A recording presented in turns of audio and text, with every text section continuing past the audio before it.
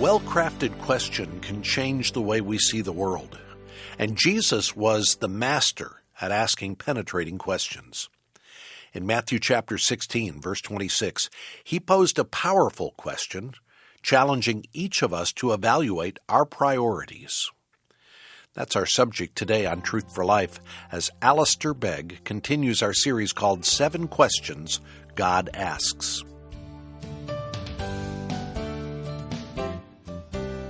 Well, our question is there, what will it profit a man?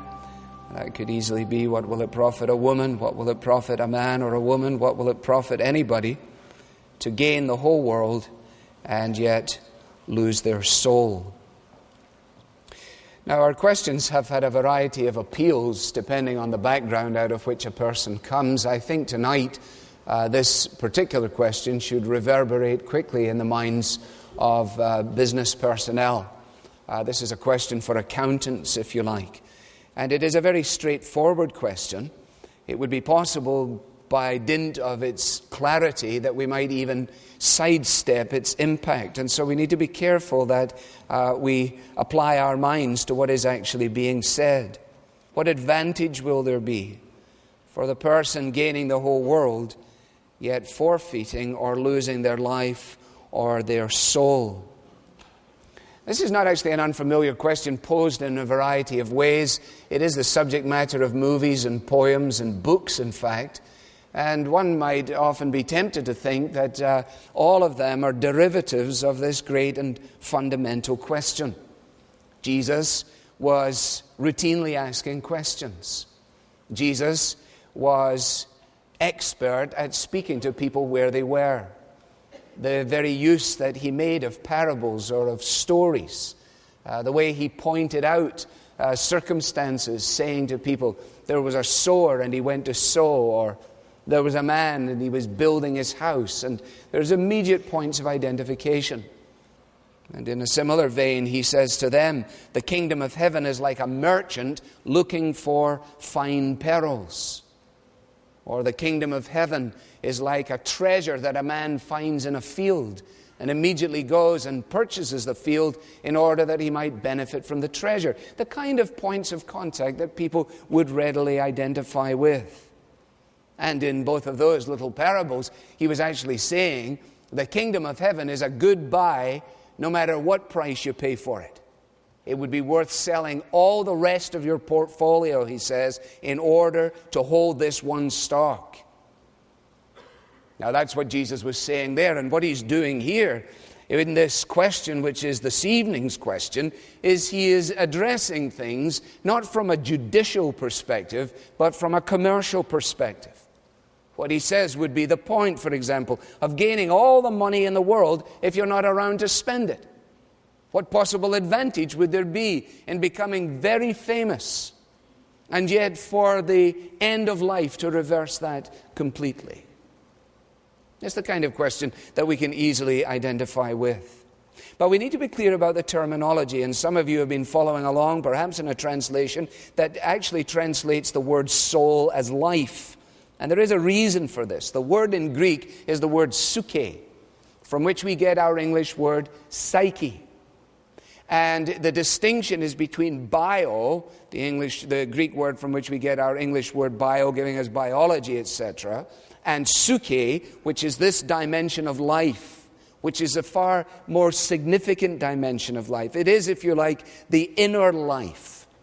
If we could say it in these terms, it is the you. It is the real you. It's the part of you which, when the Bible says God has set eternity in the hearts of men, it's that part of you. Tonight, we are an entity of physiological and spiritual and psychological elements, all of that making up our true self. The part of us that will survive even death. That is what Jesus is referencing here. Now, I'm not going to suggest to you that this is an easy question just because it is a simple question. Because it actually forces us to think about things that we may not really want to think about. It forces us to think about issues of eternity, of death, about whether my life actually counts, whether it counts for anyone or anything beyond myself, whether my life is oriented exactly towards my own selfish preoccupations, or whether my life is oriented in a different direction entirely. All of that and more is wrapped up in the challenge of this question. And it forces many of us to go beyond the 9 dots of our own explication of life. Tonight's question is, what possible advantage will there be for the individual gaining the whole world and losing their soul? Now, the reason that I read the surrounding section is because it's always important to do that when you're reading anything, isn't it? I mean, anybody can lift a sentence out of anywhere and make it say just about all that you want it to say. And if you're skeptical at all, that's one of the reasons that you may have concerns about individuals like me. You may have actually written most of us off. Well, they just lift pieces out of the Bible and they make them say whatever they want them to say. Well, I don't want to do that, and that's why I read around. And if your Bible is open, or if you care to look at it, you will see that Jesus is addressing his disciples. And in the course of that, he espouses essentially a general principle. A general principle with universal application. We know that because of the way he introduces it. In verse 25, he says, whosoever wants to save his life will lose it, but whoever loses his life for me will find it. This is a great paradox that's worthy of our consideration. The loss of life to which he refers is not just an ultimate loss of life in the then, if you like, which he comes to down in verse 28. This is not just simply the idea of you'll lose it all then later on when you're gone, but he's actually pointing out that there is an immediate loss of life when an individual chooses to try and hoard life or explain life or live life oriented completely around the self. You see, if we regard life as no more than this ordinary physical frame, and if we determine to give ourselves entirely to getting out of it whatever we can, then, says Jesus, we actually lose life in the fullest sense. We end up existing, according to Jesus, but not actually living. Now, I'm not sure I understood this passage before this week. I think up until this week, I thought that what Jesus was saying was that the selfish person will be punished by having their life taken from them. That Jesus was issuing this as a form of threat. If you're selfish, you know what will happen to you. Like the grandmother speaking to her grandchildren on a rainy Thursday afternoon. Now, if you're not going to share with your sister, you know what will happen. But actually, when I read it again and studied it, I realized that this is not a threat. This is an observation. Jesus is not making a statement here about a punishment factor. Rather, he is pointing out what happens when a person chooses to live their life in a certain way.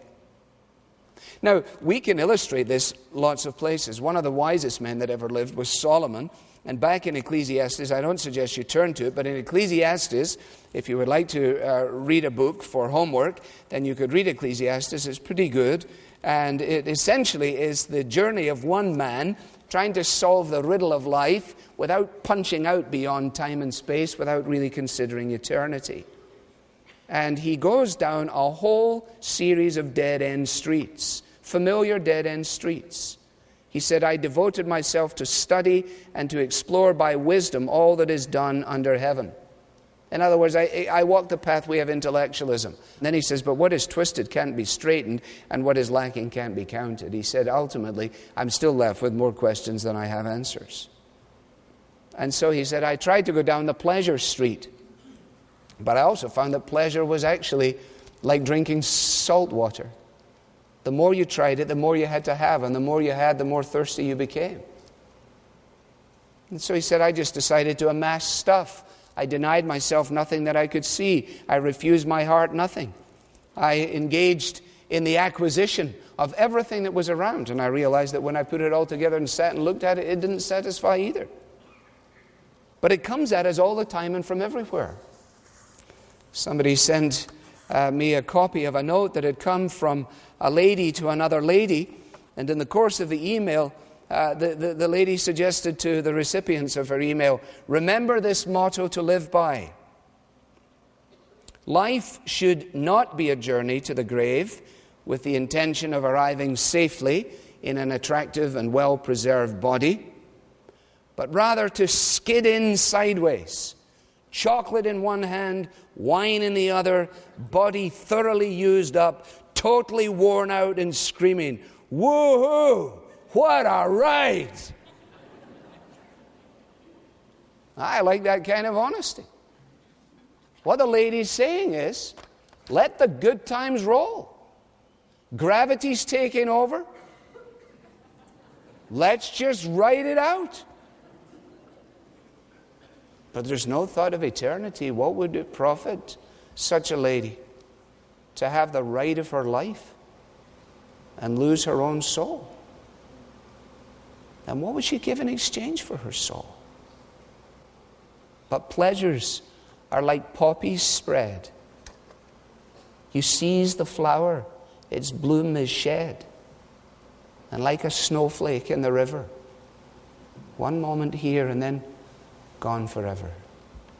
Robert Burns, Scottish poet. Or what about Walter Lippmann in a far more difficult quote in his book A Preface to Morals? He talks about how man, as man, at this point in the 21st century, finds himself a discontented being. And listen as he writes. At the heart of it, there are likely for him to be moments of blank misgiving, in which he finds that the civilization of which he is a part leaves a dusty taste in his mouth. He may be very busy with many things, but he discovers one day that he's no longer sure they are worth doing. He has been much preoccupied, but he is no longer sure he knows why. He has become involved in an elaborate routine of pleasures, and they do not seem to amuse him very much. He finds it hard to believe that doing any one thing is better than doing any other thing, or in fact, that it is better than doing nothing at all. It occurs to him that it is a great deal of trouble to live, and that even in the best of lives, the thrills are few and far between. He begins more or less consciously to seek satisfactions because he is no longer satisfied. And all the while he realizes that the pursuit of happiness was always a most unhappy quest. Is there somebody here tonight and you have that dusty taste in your mouth? Listen again to Jesus' question. What possible advantage would there be in gaining the whole world and losing your own soul? One final illustration of that, and we'll draw it to a close here in a moment. But Jordan Redland was a very successful property developer in the UK. He was a bit of a cynic as well. He made a terrific amount of money. And when he died, he was cremated and left instructions in his last will and testament that his ashes should be made into egg timers. And he insisted that an egg timer be given, one to his accountant and the other to the equivalent of an IRS agent with whom he had spent a terrific amount of time. Why? Well, reflecting on the goals that had directed the best years of his life, he said, one day, I suddenly thought I'd worked hard all my life, only to hand over most of my cash to the bank and the tax man. So when I kick the bucket, I may as well go on working for them.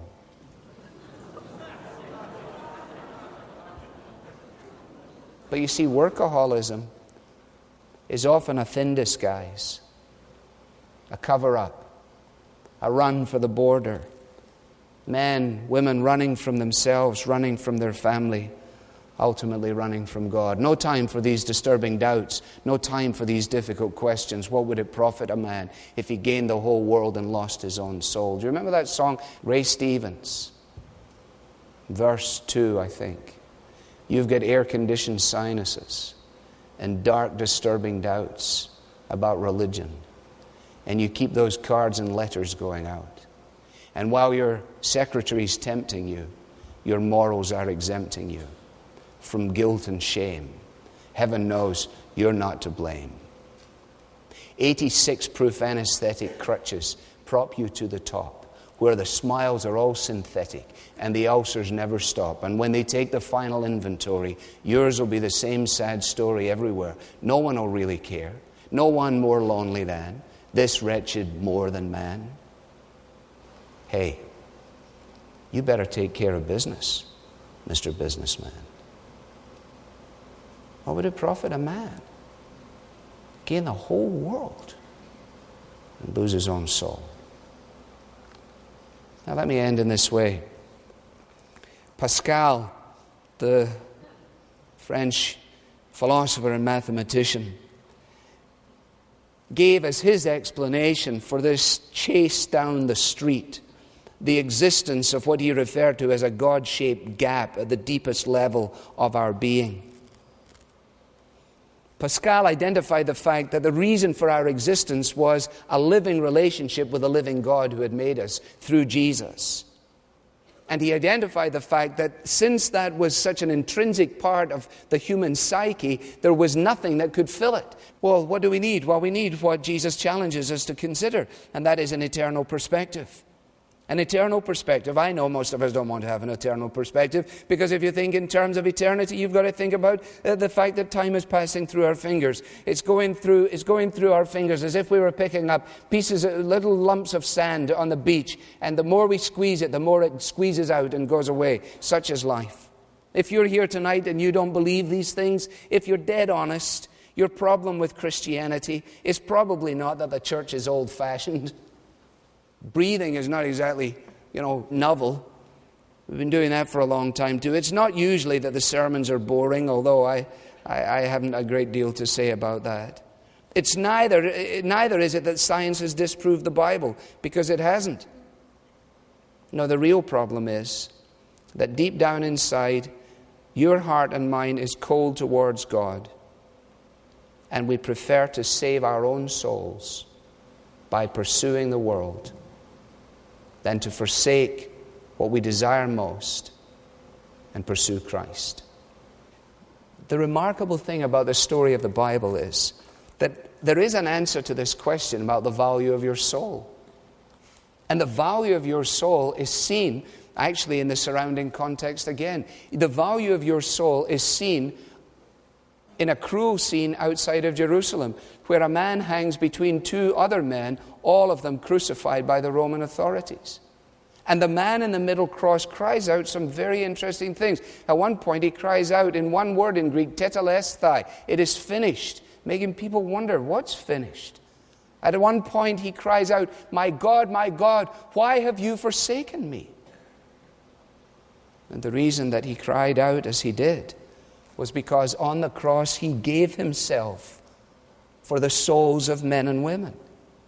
He hanged upon the cross, despised, rejected, pierced, scarred, scorned, so that what we deserve, he having received, what we do not deserve, he might freely give. And that's how much you matter to God. Now, at the very beginning of the text, Jesus has explained to his disciples what it would be like if they were going to become his followers. And people ask me all the time, well, I think I'm getting the picture. I think I understand a little of what you're saying. But you know, what's involved with this Christian thing? Well, the super thing about it is, and the one that allows me to speak with such confidence, is that there's no silliness in this. There's no soft option in this. There's no televangelism in this. This is very rigorous. It's very demanding. Listen to how Jesus put it. He says, you want to be my disciple? Number one, come after me. Walk where I walk. Come after me as your rescuer and as your ruler. Number 2, deny yourself. In other words, get off the throne of your life. I came to sit on that throne. If you continue to sit on the throne and covet your throne and covet yourself, you lose life now and you lose it then. But if you get off the throne and enthrone me, then you will discover life that is truly life. And thirdly, take up your cross every day and follow me. In other words, it's not a momentary decision. It's a lifetime commitment. Dying to myself every day, identified with Jesus, risking my life for him, if you like. For many of these disciples, it meant death. For people around the world today, it still means death because of their commitment to Jesus. For you and I, it may not mean death. It could, I suppose. But it may mean that you have to face all those jokes from all your academic friends. It may mean that you will have to walk a path of loneliness amongst the immorality of your peer group. I don't know what it will mean. But I guarantee you, on the authority of what Jesus said, that if you and I are prepared to come to his cross and bow before him and acknowledge who he is and what he's done and give up our lives as best we know how, then he will give to us life that is life in all of its fullness, now and for all of eternity.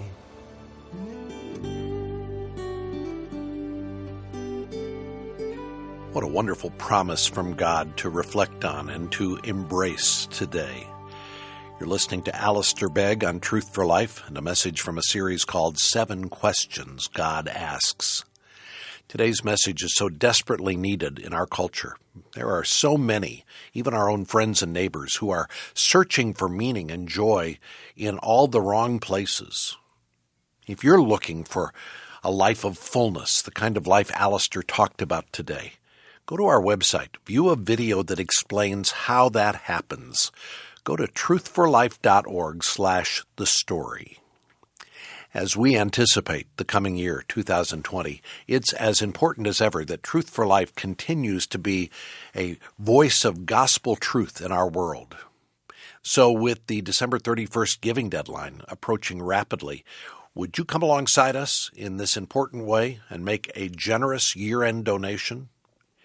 When you do, we'd like to say thank you by inviting you to request a unique daily devotional. It's titled Voices from the Past, Volume 2. It's a beautiful collection of timeless writings from Puritan authors. This book will be a source of tremendous insight for you every day in 2020. This is a collection of wonderful truth. For example, these words from Thomas Watson: "In due time, God delivers his children out of trouble. A tree which in the winter seems dead revives in the spring." What an encouraging thought. Request a copy of this book for yourself or as a gift for someone on your gift list. Go to truthforlife.org/donate or give and request Voices from the Past Volume 2 by calling 888-588-7884. That's 888-588-7884. I'm Bob Lepine. Tomorrow, Alistair will conclude our current series by looking at the question, what is your life? We'll be thinking about our place in this world in light of God's bigger plans. Be sure to listen Wednesday. The Bible teaching of Alistair Begg is furnished by Truth for Life, where the learning is for living.